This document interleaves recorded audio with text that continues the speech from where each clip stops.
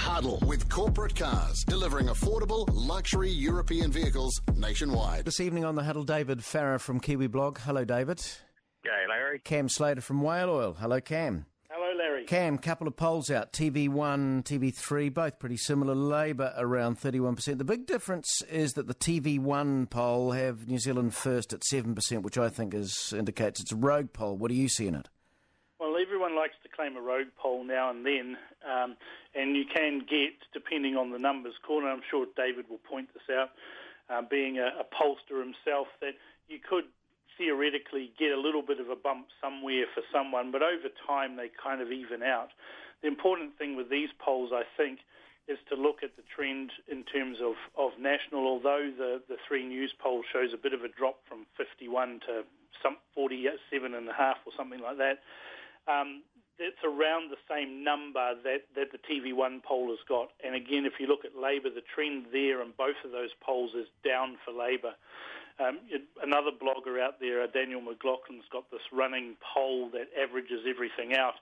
And you can see that since David Cunliffe has taken over, that Labor's poll ratings, which were slowly closing with National, have turned around and heading in the other direction, and National's drawing away again. David, you're the pollster. What do you see in them?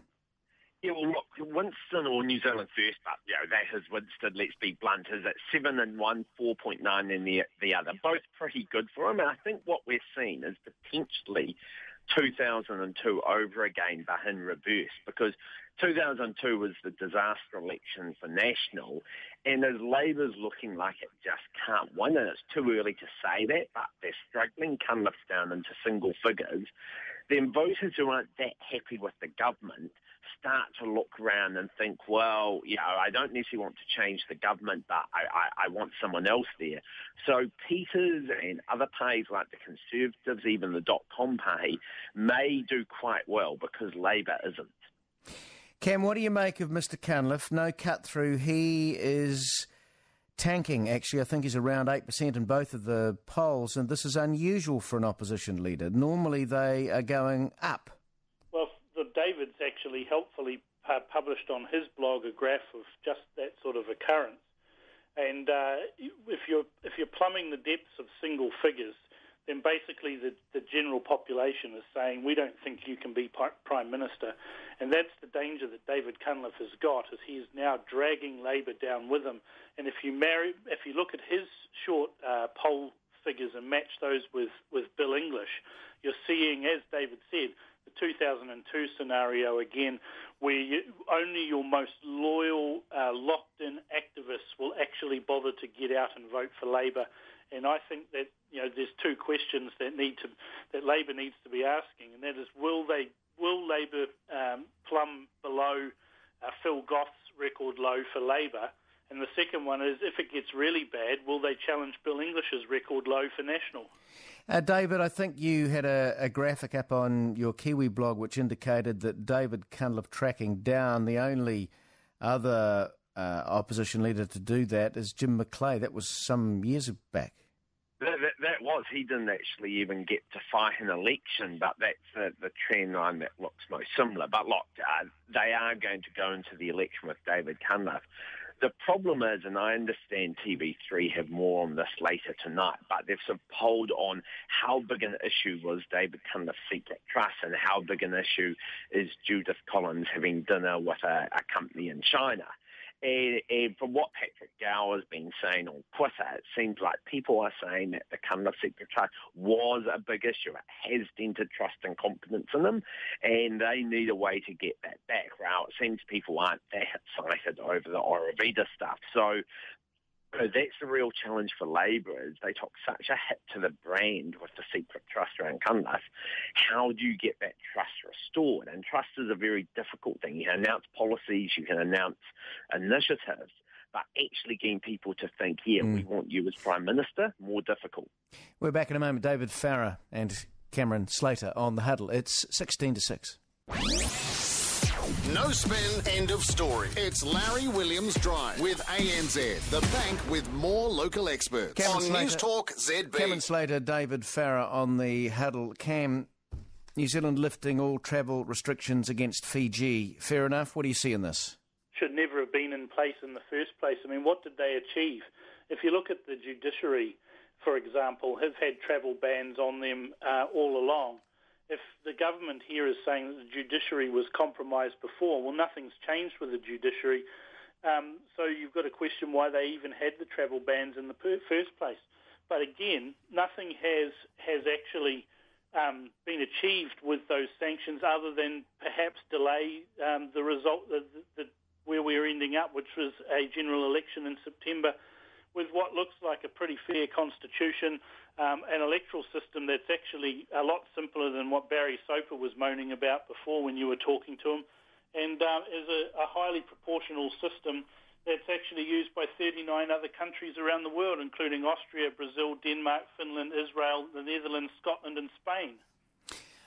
David, the travel ban was more symbolic than anything? Yeah, it didn't have a lot of impact there, but it's what you do is when you want them to go back towards democracy, you have some sanctions, and as they make progress, you take them off. You know, it's a pity it's taken 8 years to get there, but, you know, Cam's a great supporter of the Commodore, and I'm waiting for the announcement that Cam's going to be his campaign manager. All right. You know, Kim.com could go over and Barry running spin against, you know, the way that you vote. It's really actually quite simple. Basically, all the candidates get given a random number that's selected by the Electoral Commission. So, for example, Frank Bainimarama might end up with number 156. So he campaigns saying, vote for me, I'm number 156. And at the polling stations, there's a big board with all the photos and numbers of candidates.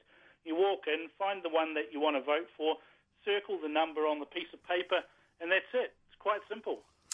All right, finally to you, David, this one. Now, Top Gear host Jeremy Clarkson is in trouble after allegedly using the word slope in a derogatory manner.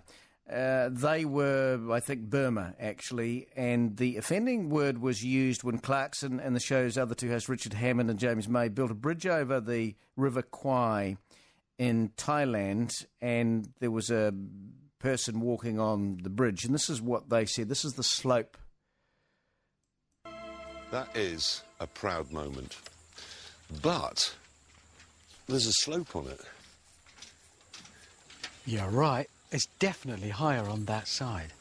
Right, so there was a Burmese female walking towards them and somebody suing the BBC for about $1.9 million New Zealand because they believe that it was racist. What do you see in it? Oh, well, I think if anyone should be suing Top Gear, it's probably the entire nation of Mexico.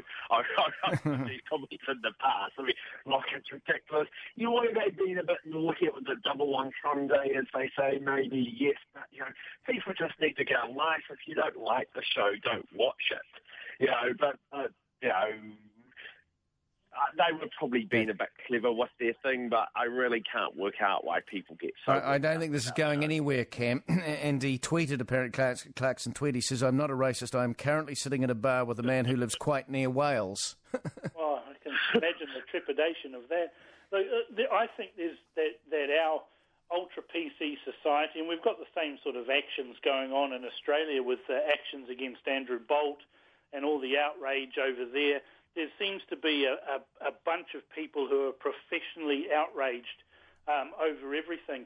And, you know, at the end of the day, they sit there and go, I'm outraged, but what's changed? Well, nothing. They can be outraged. And that's why we live in a democracy, and I think we're just going over the top.